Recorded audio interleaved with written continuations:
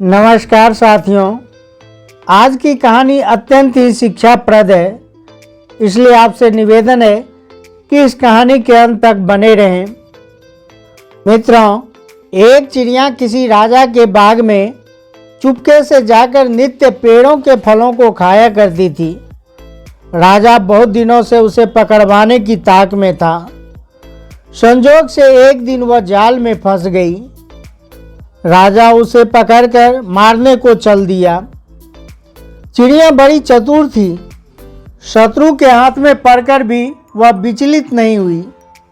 उसने धीरे से कहा, महाराज, मैंने जो अपराध किया है उसके लिए आप मुझे सहर्ष मृत्युदंड दे सकते हैं, लेकिन मरने से पहले मैं अपने पाप का प्रायश्चित करना चाहती हूँ। मैंने आपका अब तक अहित किया है, अब आपके हित की कुछ गुप्त बातें बताऊंगी, उनसे आपका बड़ा उपकार होगा।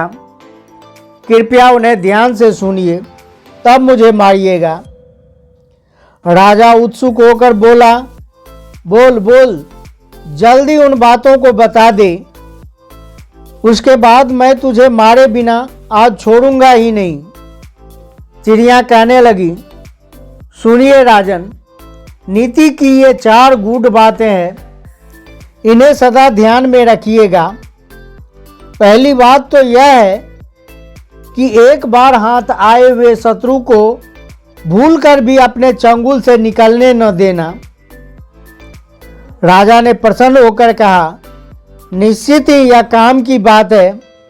अब दूसरी बात बताओ।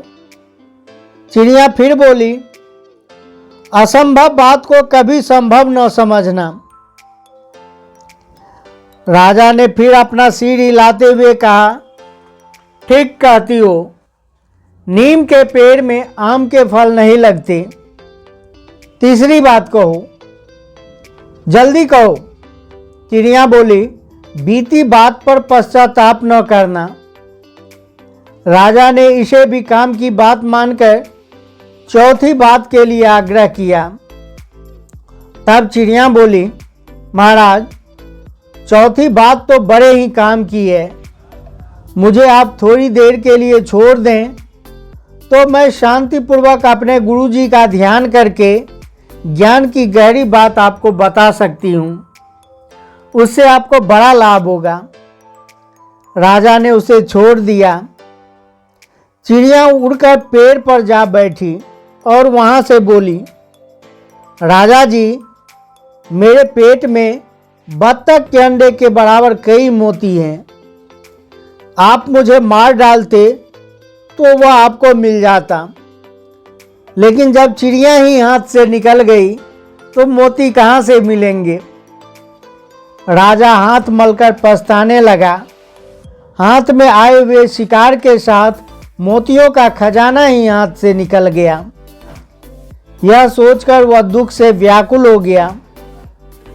उसे छटपटाते देखकर बुद्धिमान चिड़िया दूर से फिर बोली, मूर्ख, तुझे तो ज्ञान का उपदेश देना ही व्यर्थ था, क्योंकि तूने उससे लाभ लेना ही नहीं जाना।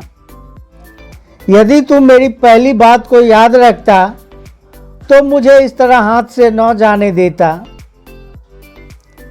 मेरी दूसरी बात भी यदि तेरे ध्यान में होती तो तू कभी मेरे पेट में मोती होने का विश्वास ही न करता। और तीसरी शिक्षा भी तू भूल गया, तभी तो इस प्रकार बीती बात के लिए पछता रहा है। ज्ञान की बातों को कानों से सुनने से ही लाभ नहीं होता, उन्हें सदा ध्यान में रखकर उन्हीं के अनुसार काम करना चाहिए। यदि तू ऐसा करता तो इस समय तुझे मूर्ख न बनना पड़ता।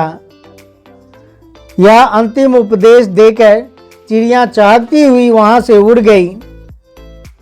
तो मित्रों, यह वीडियो आपको कैसा लगा?